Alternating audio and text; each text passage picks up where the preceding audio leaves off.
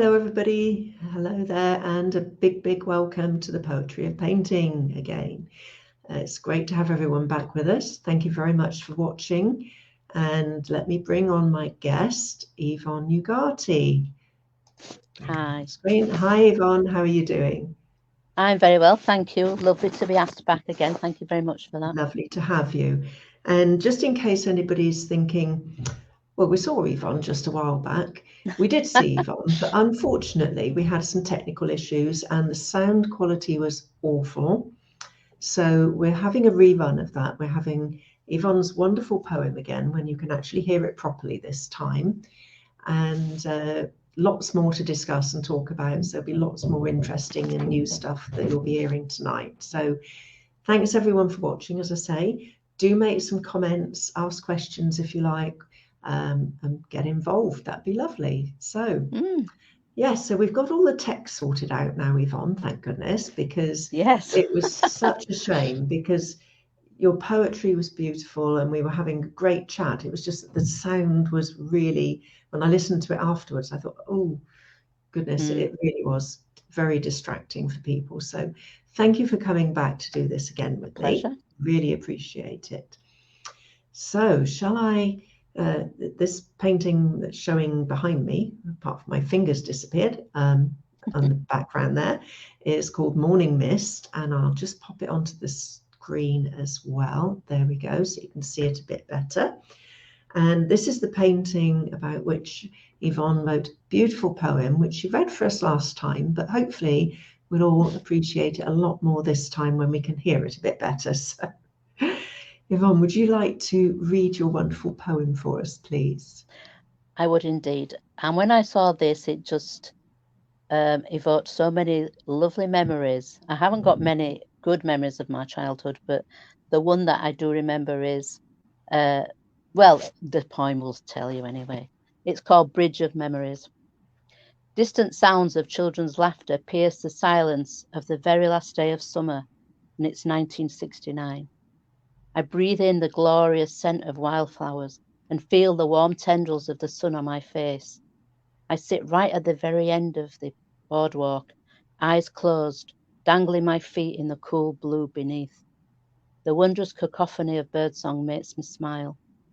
I allow my mind to empty itself of the harsh realities of the world, of my adoptive parents arguing and screaming at each other. Just for a moment, then, I am lost in an explosion of senses, and it becomes a childhood memory that will last a lifetime. Thank you. Beautiful. Just, it was so lovely to hear it again. It really was. It's not a long poem, but it just has a roundedness to it. It says everything it needs to, and yeah. Oh, hi, Chris. Lovely to have you with us again. Hi, Chris. Yeah, it really does sum up that moment for you and the creating memories, which is what we're doing all the time, basically. Oh, Chris says beautiful poem. Thank you, Chris. Thank you very much. Absolutely, it was.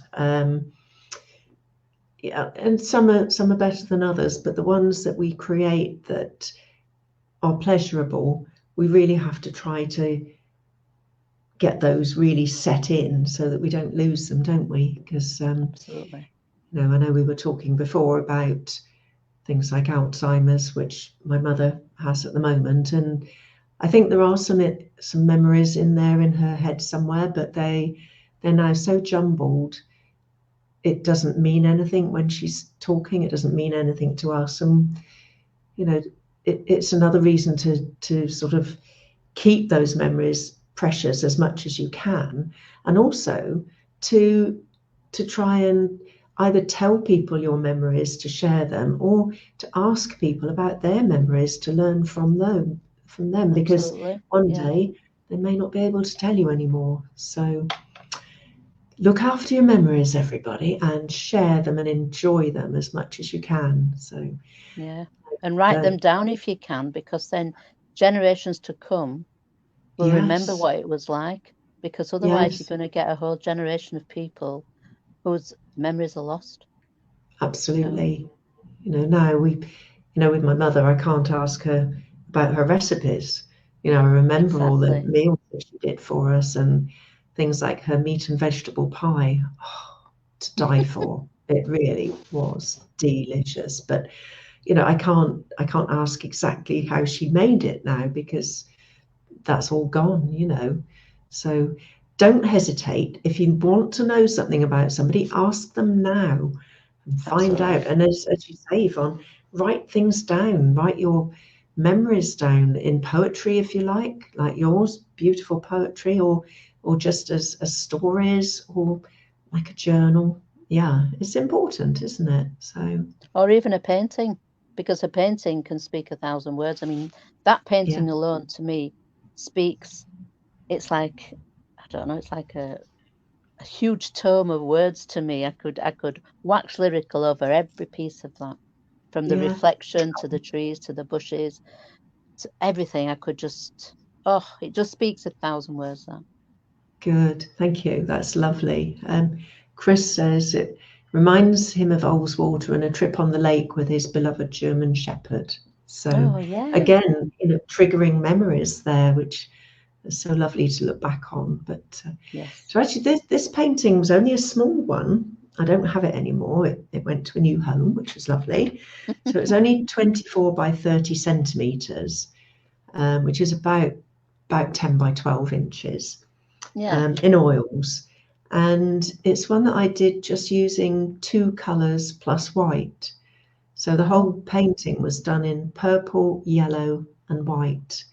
Because using oils, for those who don't know about oil painting, you need white, because the colours aren't transparent. So to get the lighter colours, you need to mix white in with it. Whereas something like watercolour, it's transparent, and you get the light of the white paper shining through to make lighter passages. But so yeah, purple, yellow, and white. That's all I used in that one. So And how long did it take you to do it? Can you remember? not really. No, it's I don't time myself anyway, because like most other painters, I think, when you start painting, time goes into another dimension somehow. You know, you think you've been Yeah, painting for about 20 minutes, and it's more like an hour and 20 minutes. It's because you're just there, and you know, if you get in the zone, as it were, you know, when you're painting and you're yes, so yes, focused on it, so concentrated, that maybe you find the same when you're writing poetry. You think, oh, I've only sat down, you know, I've been 5 minutes writing something, and 3/4 of an hour have gone by, because you're just so that's true. engrossed in what you're doing. And I think Yeah, that's probably the same for people with music or any other creative pursuit, probably as well. You know, that it somehow distorts time. yes. Um, but so no, I can't really tell you how long it took, because I don't really time it. So sorry about that. But No, no, thank you. It's yeah, so beautiful. thank you very much. Thank you. So you've been doing some other writing recently, I gather, and have some exciting news to tell us. I do indeed. I think I remember telling you before that I was part of the NHS at 70 and I was interviewed then. And what I wrote went into the archive, so it's there forever. So future generations will come across and say, oh, look, there's this woman wrote this back in, do you know what I mean? Yeah, 2019 or whatever it was, 2021. I had to do my maths in yeah, 2018.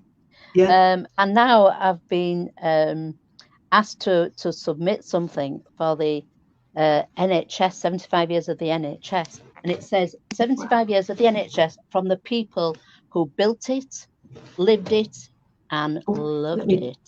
let me just take the main picture off. There we go. We can see that better now.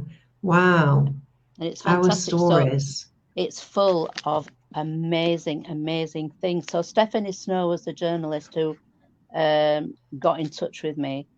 Hmm. And we had a chat and everything, and it's in there now. So there's a whole chapter about me, which is Oh, quite wow. incredible. So I don't know if you can see that bit there. It says Yvonne Ugarte. Oh, yes, at the top. Yes, by your Yeah. finger. Wow. So then it's the next page and the page after. So Whoa. I'll just if I just read the last bit for you. Yes. Um, the staff were so supportive of me. They've shared my best times when my children were born. They've shared my worst times when my little boy died. The bereavement counselling was second to none. Over my lifetime, I don't think I've seen any changes at all in the NHS. I think the care has been constant. I think they've always treated me and my family as individuals, not just a case number, not just Mrs. Ugarte. They've always treated us as individual people. They've always made us feel special. And it says here, Yvonne contributed regular interviews to the project through the COVID-19 pandemic. So it goes right from the beginning when I was in care, when I was married to my first husband who took his own life, sadly.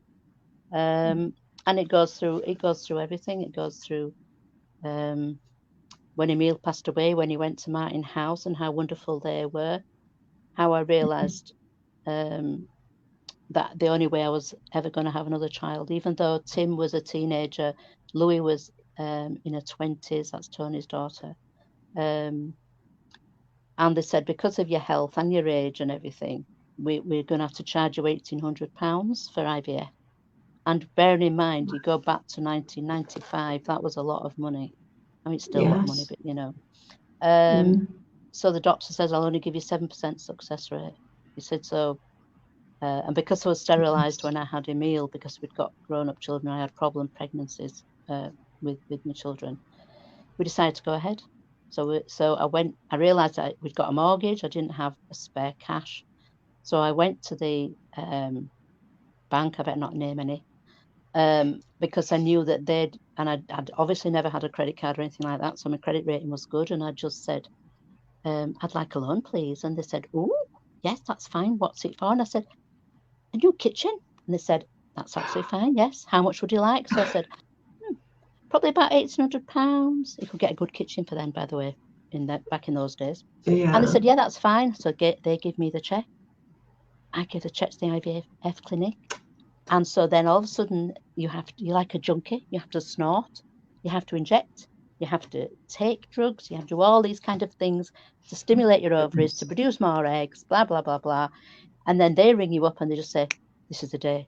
You've got to come in and we'll transfer your eggs back. So that was really exciting. What I didn't realise at that time was that was the exact day that I conceived Emile. So I was exact to the day pregnant with Amali that I was with Emile. I developed gestational diabetes the same month that I did with Emile. So I was on insulin 3 times a day. Then, because I obviously had to have a planned cesarean, they said, oh, well, your baby will be due, we'll do performance surgery on the 10th of July. And I said, you can't do a 10th of July, so that's Emile's birthday. So they said, okay, the 14th then, because she needs her day, he needs his day. So she was born on the 14th of July. And she's so like him, it's uncanny. And wait for this, you're not going to believe this, I entered a competition and I won a brand new fitted kitchen to the value of £10,000. Bosch cooker, fridge freezer, laminate floor, everything. Oh my goodness. So if the bank had have ever just done a random knock on my door and said, oh, we just come to see how your kitchen is, they'd have had a fit. They'd have you managed £1,800, you've bought all that. I just wanted to share that. So miracles do happen, Fiona. Absolutely. Absolutely they do. But you have to put some effort into the miracles as well, don't you? Yes. They don't just happen. And no, I think, it's like people say about, oh, you're so lucky. And often the lucky people are the ones that, yeah, I've worked hard to be this lucky, or yes, made it happen, So, oh, what a lovely story, Yvonne. I'm so glad it all worked out for you in the end. Yes, and Amali will be 24. Story. Yes, and Amali will be 24 on Friday. So we're very excited. Happy birthday to Amali from all of us as well. Thank you very much for that. Magic. And I believe your birthday is not that far off either. So no, mine's next Friday, and I'll be 64. So I'm waiting for people to sing that song, when I'm 64. Yeah. But nobody's done it yet, Fiona. I'm very disappointed. Well, you're not there yet. You're not there yet. No. So many years ago, I was in. Thank you very much. Many years ago, I was invited to Stafford, where the wonderful poet laureate Mel. She's somebody else has taken over the reins now, but she was the poet laureate. I went to see her become the poet laureate, which was fantastic. And we had a workshop where you had to write a lost haiku, and you left them everywhere. So of course, because I'd travelled on the train from Leeds, this is a few years ago now, to Stafford, I put some on the train. I tied some on a branch of a tree.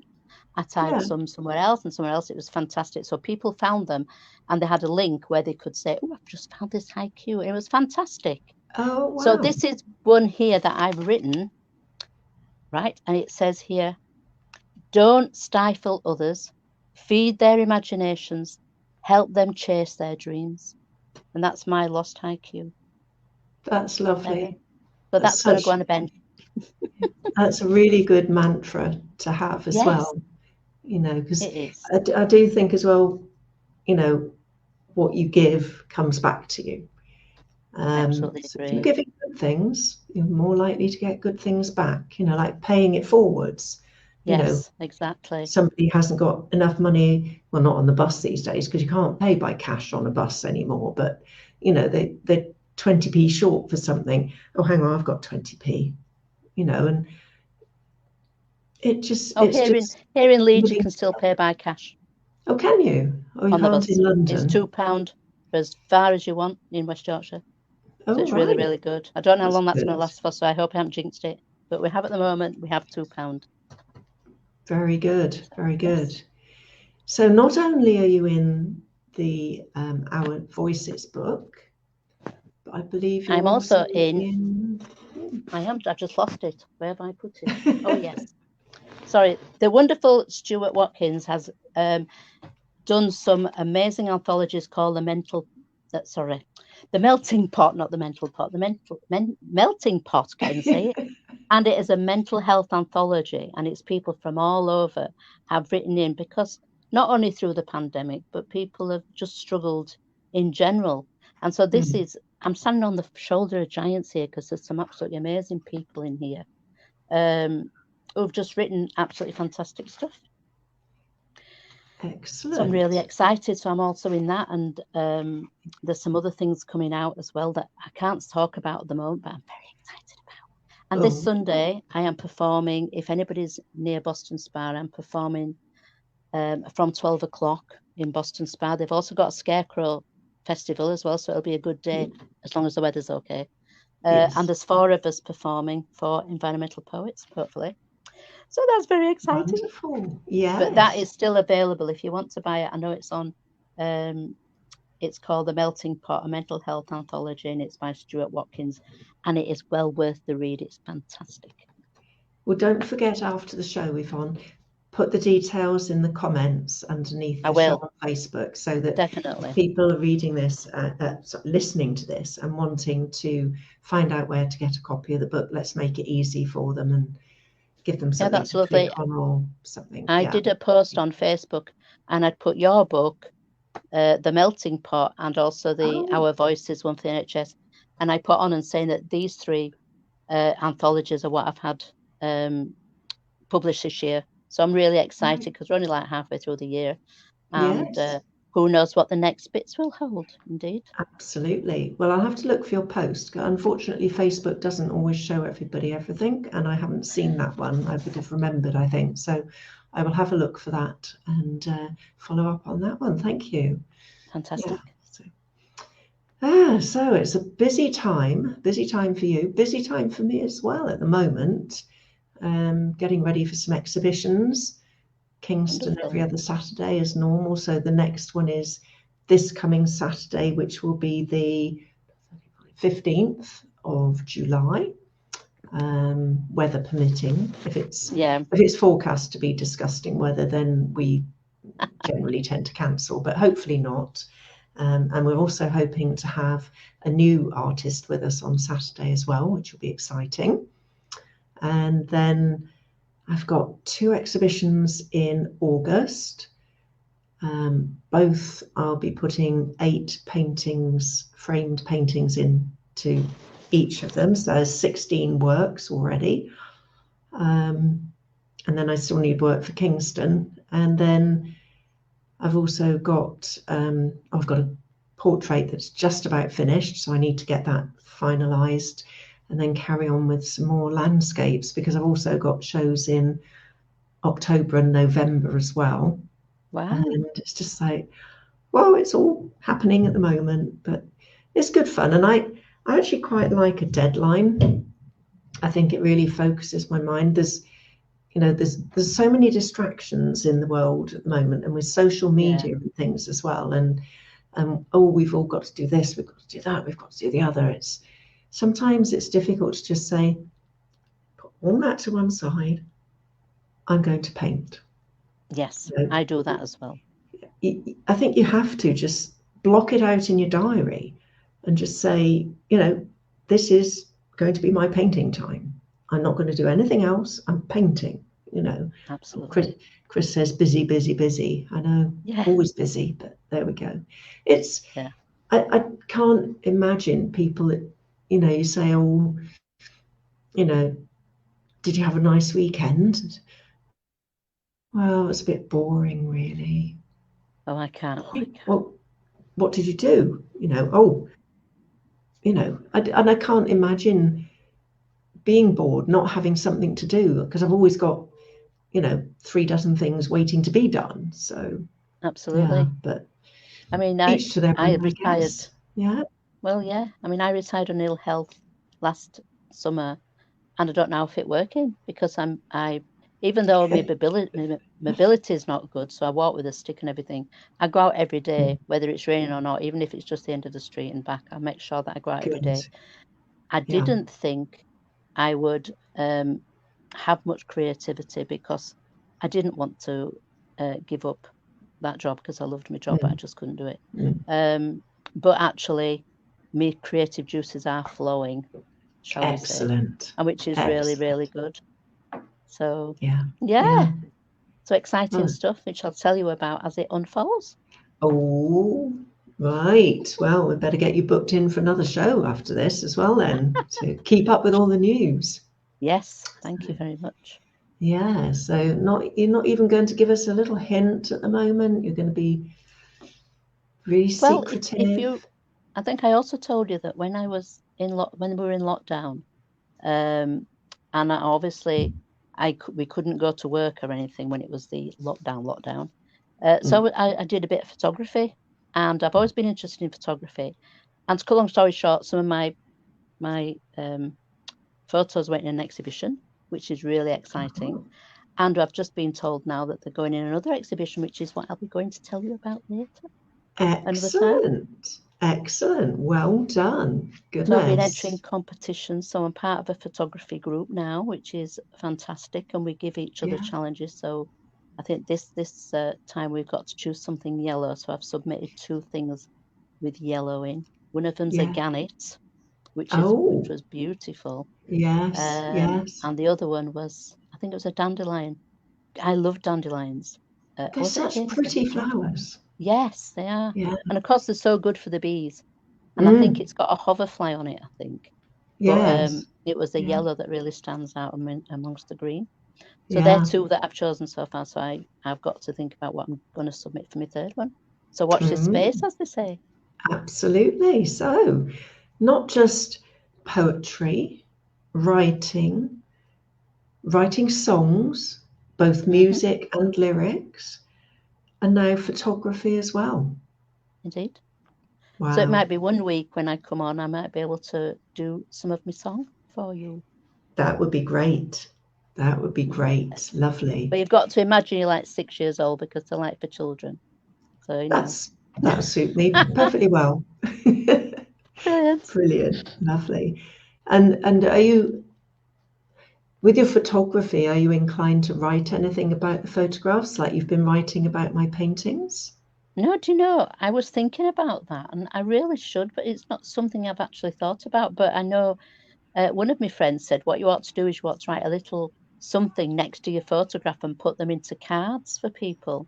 Yes. And I thought, well, yeah, because if somebody's celebrating a wedding or a christening or a funeral or whatever, I've had a lot of people ask me if I'll write something, which I do. They send me all the exciting stuff, memories and things, and then I put them into a poem or a piece of prose and send it to them.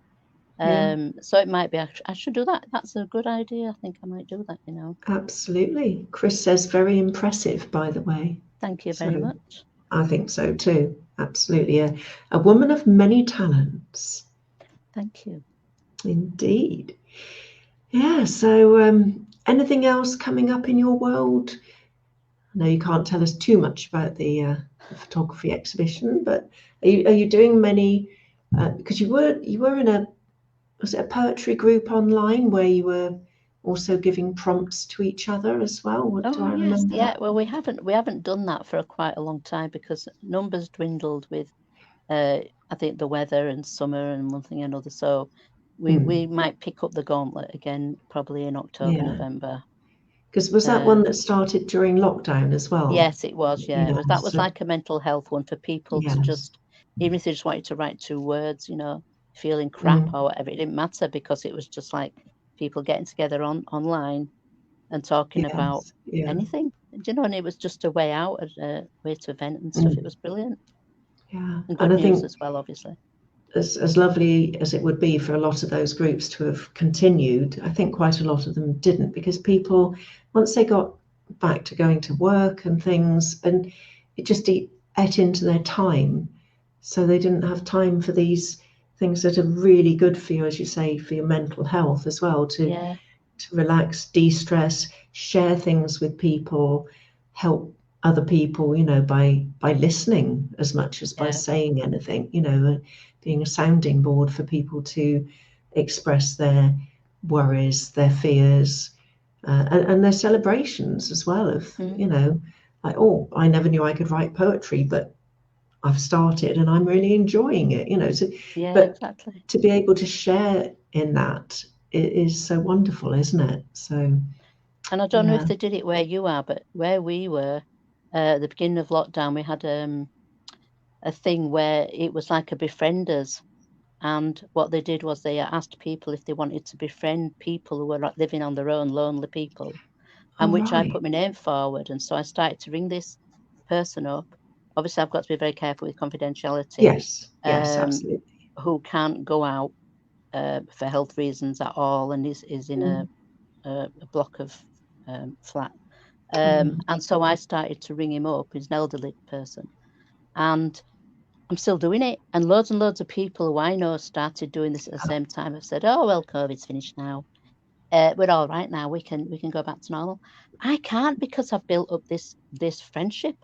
And we just talk to each other about all sorts of things. And I can't imagine just saying, oh, well, I'm not doing it anymore now. You know, this will be last week and I'm not ever going to ring you again. I can't imagine it.